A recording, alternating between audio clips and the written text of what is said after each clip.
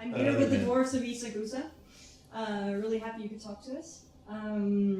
You're back in Copenhagen.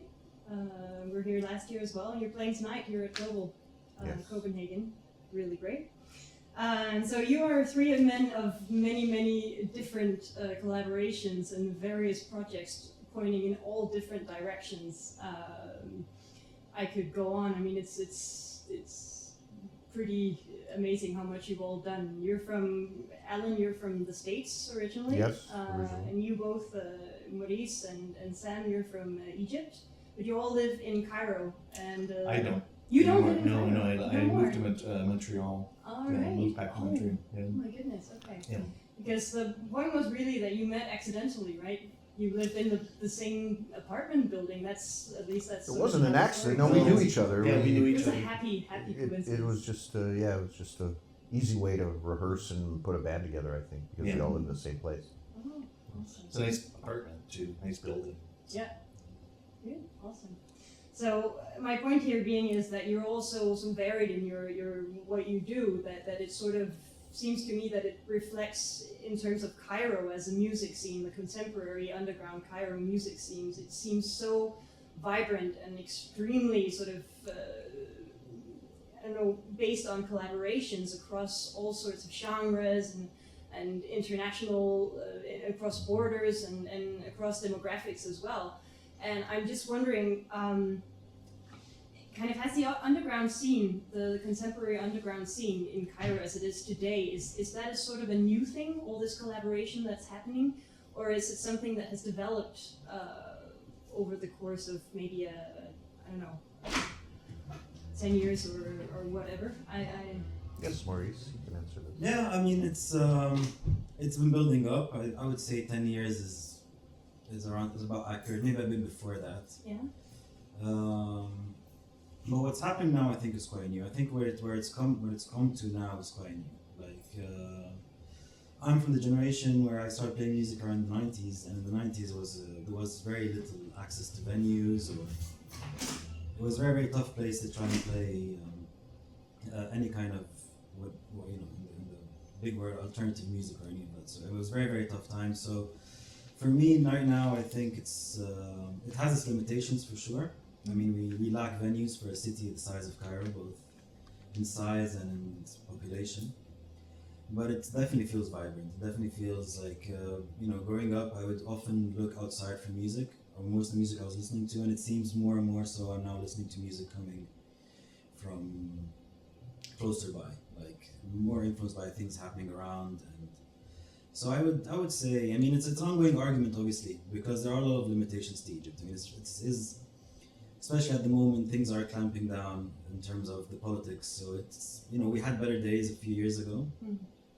So now it's kind of, it's problematic to kind of praise, in a sense. But I think it's still a good place for music, and it's still vibrant. And but it does have its limitations. Mm.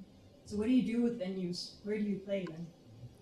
It's very limited. I mean, you have, I would say maybe 10 venues all in all. In Cairo? That I know of. Yeah. And everyone who tries to do something like this is really struggling. It's not easy. I mean, you struggle with the union, you struggle with the police, you struggle with, it's not an easy place to open up a venue. Mm-mm. But we do with what we have, and again, for me now, what we have now is more than we had, for example, in the 90s, early 2000s. So it's also about perspective and about generations also. Mm-hmm. Like most of the frustration are coming from younger musicians who expect more, but for me, I think at the moment it's still a better place to play music than it was growing up. So I'm at least, we want more, we always want more, which is good, but at least I think it's, I'm there and I'm happy to be there. And at the end of the day, it's a place where if you have something to play, you have a place to play it. Mm-hmm. And there's a huge audience. That's the great thing about Cairo. The audience in Cairo is massive. Yeah. It's really explosive. So it's kind of. Right. So would you say that the past years since 2011 has politicized? You say that a lot of young people are really frustrated, and has it politicized your music in a way the past 6-7 years? Me personally?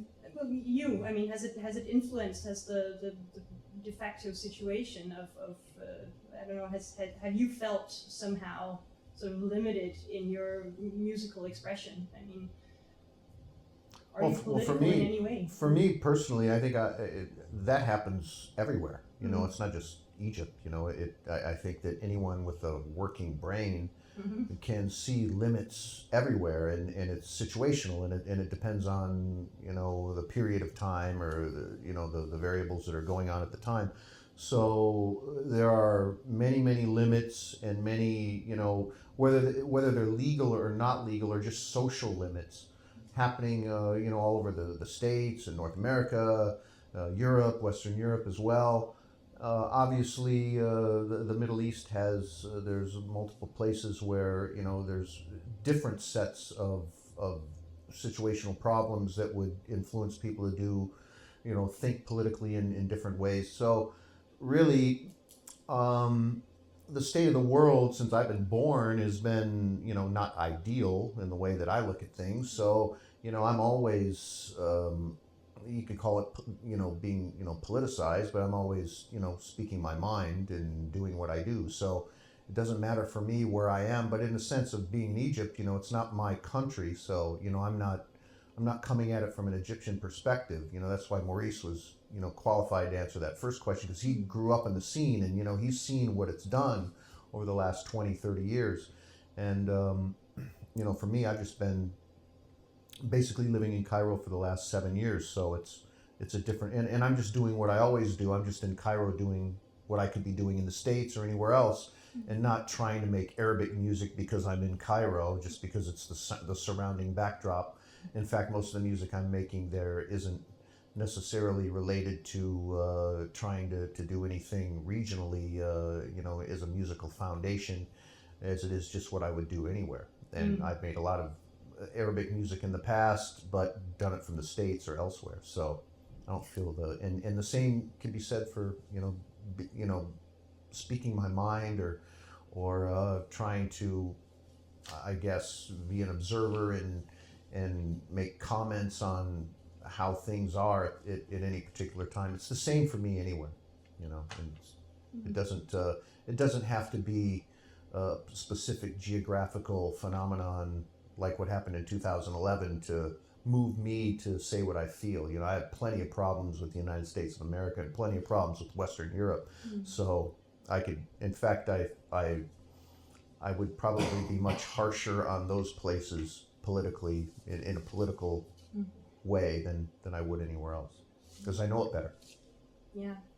That actually kind of brings me a little bit to a concept I only recently heard about. I've never heard the word before, outer national, which I'd actually really like to talk to you guys about, because it also relates to your label, Sublime Frequencies. It relates, well, in a sense, Hisham Mayet, my partner at Sublime Frequencies, has a record label called Outer National, and then the group in Romania, centered around Attic Magazine, started the Outer National Festival. I don't know that the two of them even thought of the, you know, like if there was any kind of a, I think it's an interesting term, and it's a term that's clever. So whoever thinks of it's going to say, oh, that's cool. It's not international, it's outer national. It's you know, outer okay, national, whatever.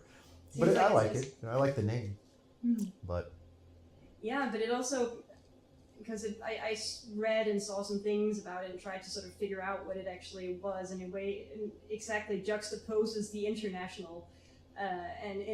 I'm still trying to wrap my head around what it actually means, so you'll have to help me a bit. well, I think there's a real general way you could just say that more unknown things coming from the world that would be considered, you know, underground or more inspiring or expressive, that doesn't get any exposure, kind of. It's more of one of these types of words that leads you to think of something a little bit more creative.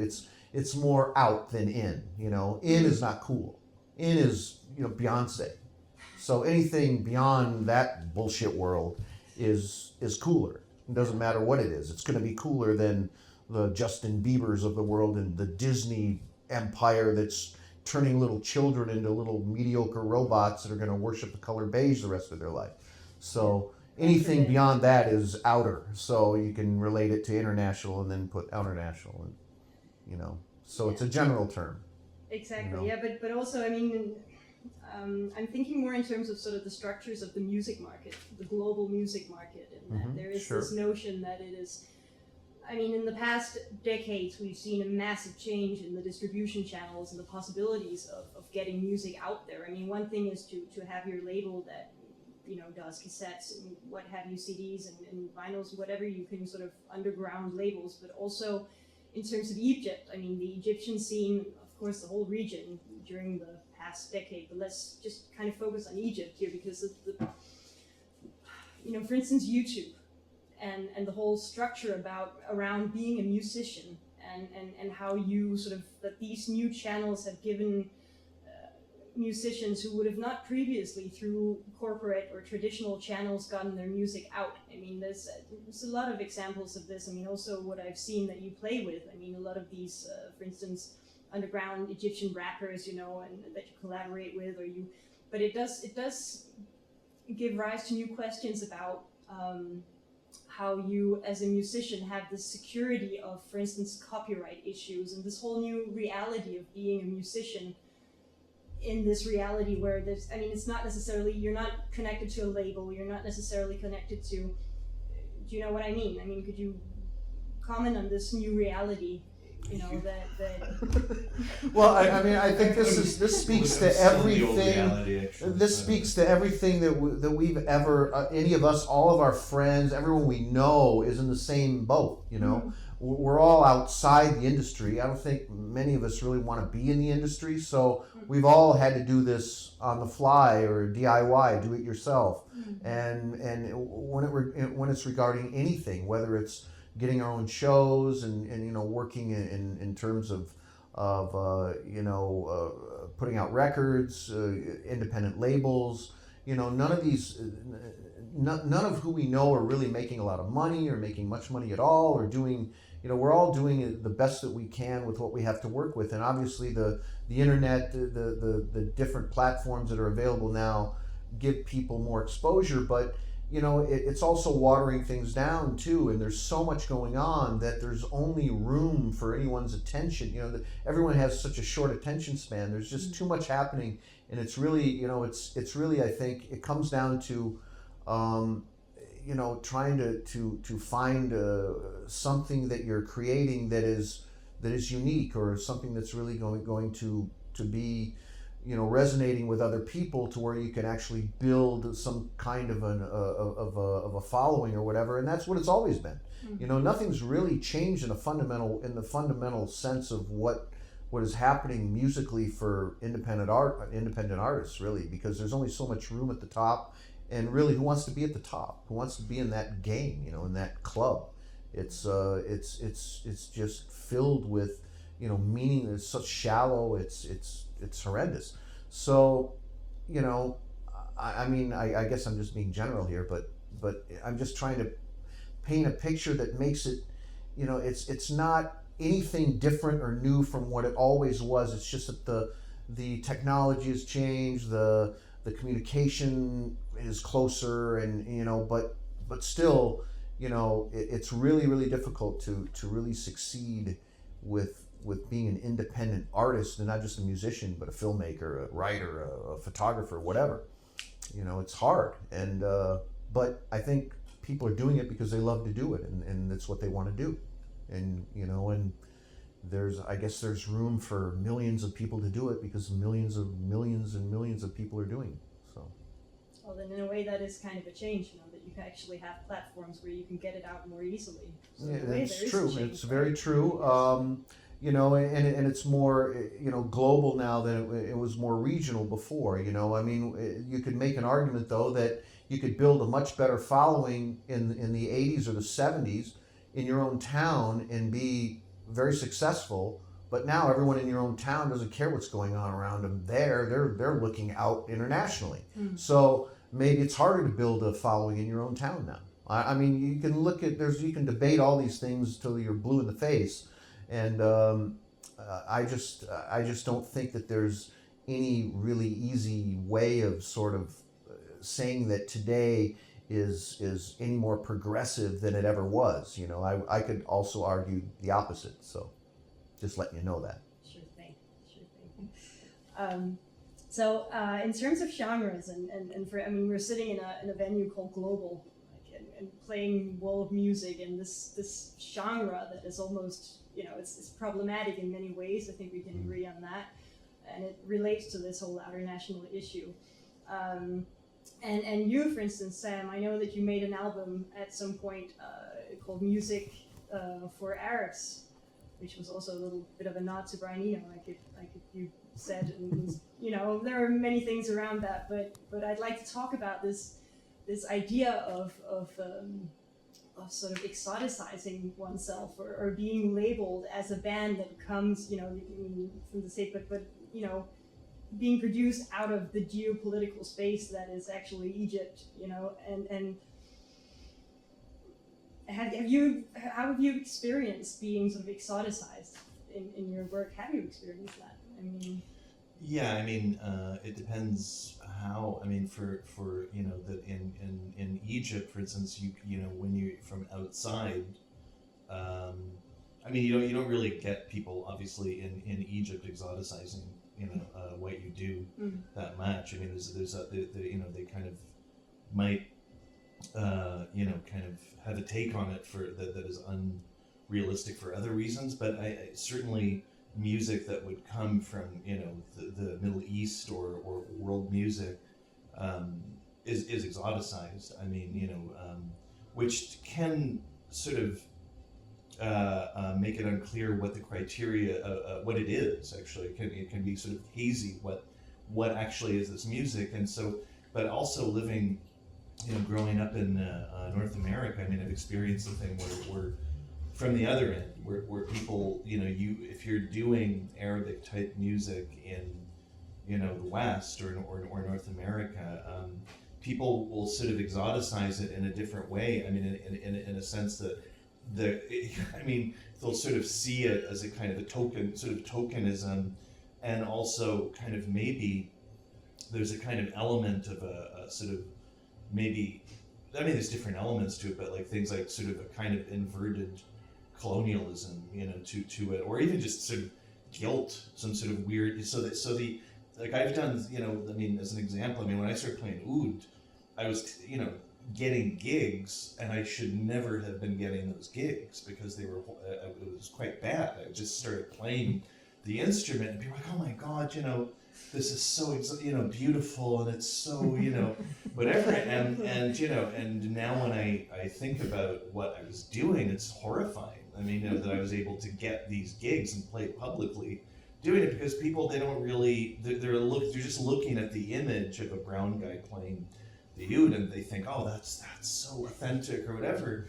So I think that the problem is, you know, is that the sort of, there's a kind of simplifying that goes along with exoticizing, but I actually don't mind something that is, I don't think exotic is such a bad word, you know, I you know, because I think there's elements even for the artists themselves where they're, you know, they're playing with the tropes and they're playing with the ideas of the music and that culture, and maybe trying things, you know, trying things that might seem, you know, sort of you know, within what they're doing, that a sort of knowing exoticism, you know, where they're conscious of it, they're owning it, you know, and sort of using it. So that can produce good music. I mean, my thing is more, you know, the whole thing of you know, as Duke Ellington said, you know, there's two types of music, good and bad. You know, it doesn't matter. So the, you know, there's really terrible, you know, Arabic music, which gets a pass because of this sort of exoticizing that people do with it, and then there's really great Arabic music that doesn't, because, you know, so for instance, the music for Arabs, the one of the, which kind of was mind-boggling that people actually fell for this, where people were reviewing it, you know, in you know, the sort of Western media, and they were like, this is not Arabic music. What the hell is this? This is just weird, you know. And it's like, well, is that what you know? What did they expect? Like a little sort of, you know, guy with a fez and kind of like sort of playing Umm Kulthum or something. I mean, it's just so that's more the thing is it's a kind of simplification of it. But I don't think sort of exoticism per se is such a bad thing. I think it's sort of if someone is educated enough to know what that is, to put it in the context of the music that's actually being made, then that's fine. But the problem is, I think a lot of people, when they listen to Arabic music or a lot of world music, they're seeing it through different filters, and there's sort of filters that might not really give them a sort of good idea of what the music actually is. So. And I've used this before as an example, but the guy, lives in Bangkok. To him, he's exoticizing someday going to the United States and taking Route 66 from Chicago to LA. That's his exotic thing. And if you go to the Bangkok music store, in the world music section, you're going to see Frank Sinatra and Bono and U2 and the Beatles. That's their world section. There's their, So, when you turn it around, it makes the whole problematic situation kind of just be, equalized in a sense. And that I think, everyone makes way too, because of the guilt factor, that we're all, just now I guess we're carrying the torch. If you're born in the United States, you're carrying the torch of being guilty for all the, imperialistic aims of the United States government till the end of time, because they've got hell to pay for killing millions and millions of people around the world, and they're still doing it on a daily basis. So we're all guilty, right? So we can't do anything with any kind of any sincerity. We can't be real people. When we go overseas, we're always suspicious because we're coming from there. We must be a spy, or we don't have any knowledge about how we should be treating these people, and that we're encountering in a developing country that maybe in some ways is much more developed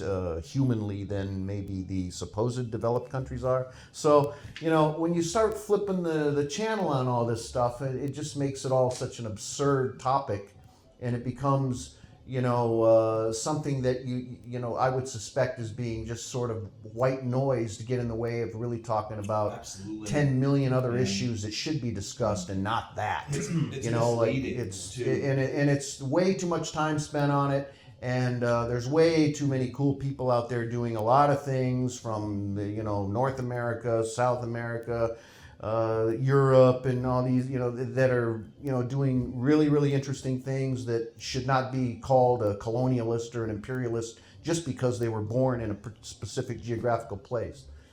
People come down on the West and all the time and talk about it in a general way, and you've got every culture in the world living in the West. So you've got your little Sahrawi community in North Carolina or wherever they're saying people from Niger all accumulated in Louisville, Kentucky, and they're Americans, but are those guys going to be colonialists if they go traveling? And no, well, they came from Africa originally, so they can't be colonialists. I think it's a little bit like the whole thing with cultural appropriation, that I think when it applies to exploitation, and then it's real. I mean, it's that can happen when someone is exploiting, a culture. But I think when it applies to art or music, I don't think it's that simple, And so I think when someone wants to, if someone feels that someone is exoticizing a culture, for me the barometer is, does it work? Is it actually interesting music? And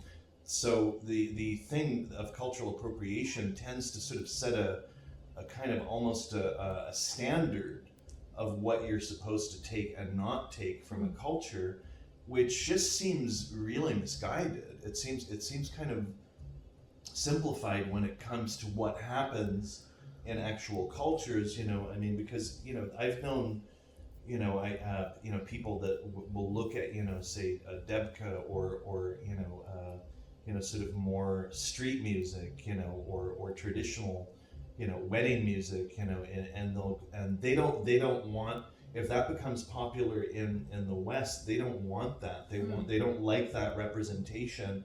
But it's like, well, that's real. That's a part of your culture. It's like someone somehow disowning, Delta blues, as because it's not progressive. It's just, it is a part of the culture, and you have to sort of accept it for what it is, and you can't sort of deny that that is part of the fabric of whatever, culture you're looking at. So I think it's kind of, in a weird way, it sets these standards.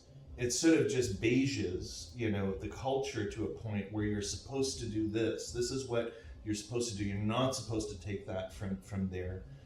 Which, when you kind of take that to its conclusion, it's absurd, right? I mean, does that mean that, if you're white, you're only supposed to listen to Strauss? Like, what is that? Like, what exactly does that mean? I mean, that you're not supposed to, sort of be influenced and try to play, with, because I think that's the thing that, that's the first casualty, that people, they police themselves in terms of what they should and shouldn't do in terms of art, and thankfully art is not like politics. I mean, it has a lot of relations to it, but the actual practice of doing it, I think if you're making art that it sort of has a political agenda, the art is you may as well just write it down and make a pamphlet and give it to Propaganda. Yeah, it's propaganda. And a lot of this is gatekeeping, when you have institutions, academia is a gatekeeper.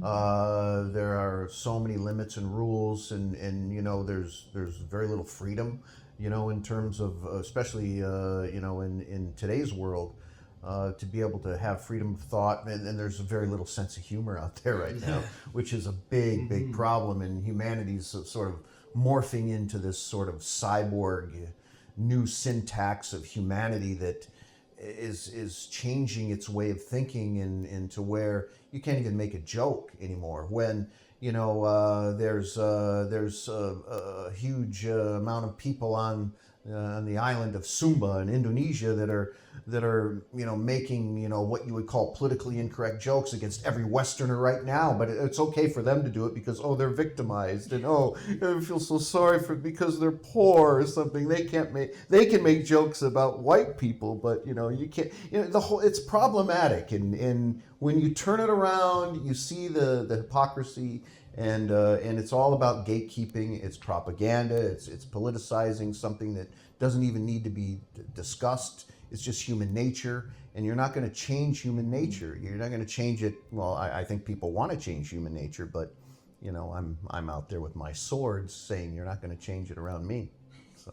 Or it's slow. I mean, I think that's the it's problem a slow now. grind. Is it that people think because that word that when people are awoke, that people think because they can have knowledge of this stuff that somehow immediately translates into some sort of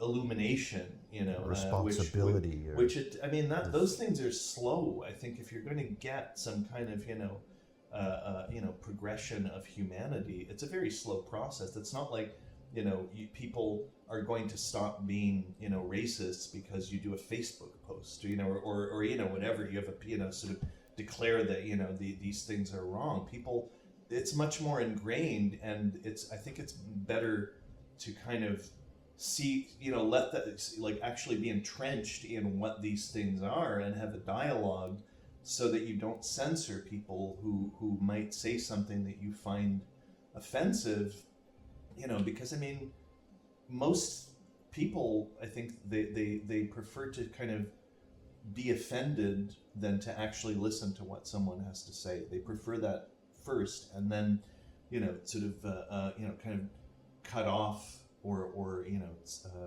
don't deal with what people have to say. And so in a weird way, I think that's happening with art more and more, where the criteria is being set of what you're supposed to say and what you're not supposed to say. That the thing is that for someone like, Maurice, or people that we know, I guess even ourselves in some way, that some people would, I found it extremely rare in Egypt that someone says, no, that you can't do that.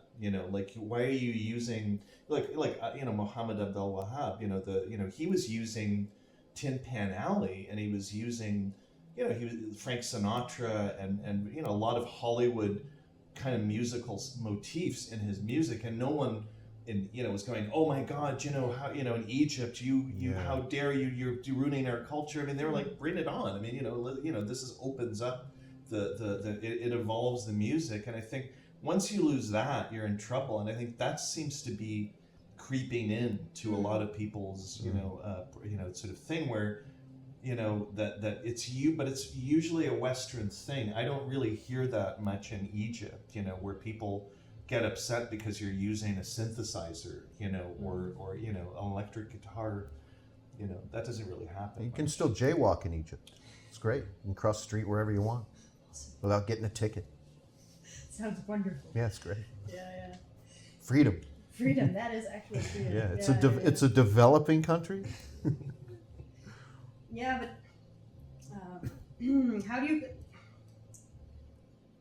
how do you get more people to then understand? How do I phrase this question?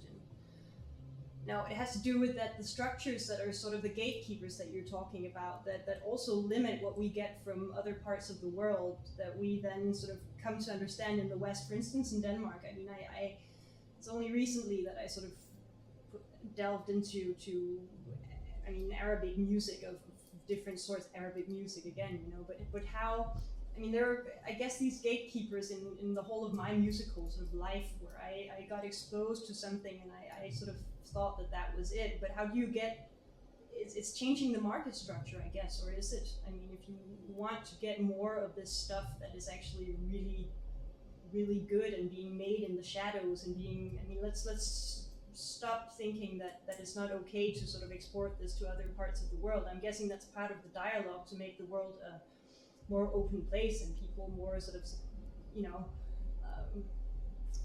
open to understanding, and thus maybe also sort of loosening up a little bit on this whole sort of hysteria about being scared of offending someone and being scared of, I mean, how would you see you could change this? I mean, is it market structures? Is it? It's comfort zones, I think, more than anything else. I think the thing that's really very apparent now is that people, and even the industry, even the alternative industry, whatever you want to call it, like, it's about being comfortable, about labeling you and understanding exactly where you are and expecting you to do this. And I think this is what's problematic about what we've been talking about. For me, is how the self-censorship of it and the idea that, the idea that you have a lot of people who would like incorporate that based on this idea of that's what's expected exactly. So you get this kind of very, very kind of rigid and clear things about statements. It starts with genres, and that's why when going back to the international, I'm very wary of these kind of things, because they become at some point, they become a label. And International Festival is a great festival, and I had a great time there. And we did a talk. They invited me to do a talk about International. I still don't understand what it really is. And I don't particularly. I mean, it's like Alan was saying, it's something. It's a cool term, but beyond that, I'm not interested. And all these other things, what's expected of you. Of course there are things expected of you. Coming from that part of the world, where you don't have to abide by it. You don't care. I mean, you just do your thing. You can't sit and think, why am I being invited here? Obviously, I'm at times invited for the wrong reasons, if there are wrong and right reasons. At the end of the day, it's an opportunity to play. And if the conditions are right, you do it. And that's kind of what I. So this idea about things in the shadows, but you find it because you find people coming to look for a particular thing that they associate with this thing. And here's where it becomes really close-minded and really rigid about, and it's everywhere. I don't think we're the only ones who suffer from it at this part of the world, but I think, for sure, based on ignorance of what's happening and a little bit of exoticism and comfort, if you add these three things, you get these kind of very close-minded terms and very close-minded conditions. And you miss a lot of great music, like Sam was saying. I mean, so that's kind of, and if you're someone who can dig. If you're someone who can travel. I mean, there's no one thing you can do. There's no, it's not a secret. It's just experiencing and looking for music, how you look for music.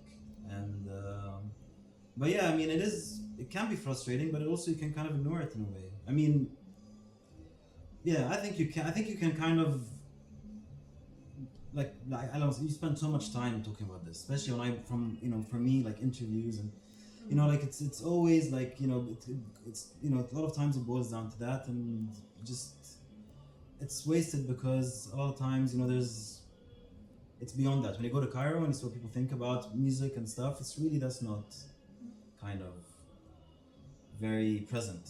Hmm. But So let's talk more about where your name comes from. I read somewhere, I think I have a quote on you saying something like, and I quote, "I'm not trying to offend any smaller people. I honestly think, I'm quoting, I honestly think the world would be a better place if it was run by dwarfs, female dwarfs, really." Mm.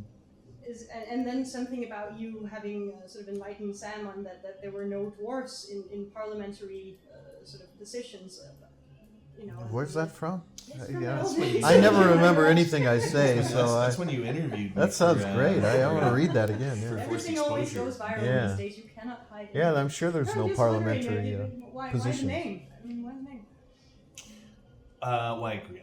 I stand by that quote, actually. It's Yeah, excellent. I mean, I mean, that's partially where the name. It's a homage, it's sort of to dwarfs. That I mean, I just think, I mean, there's a group that is underrepresented, in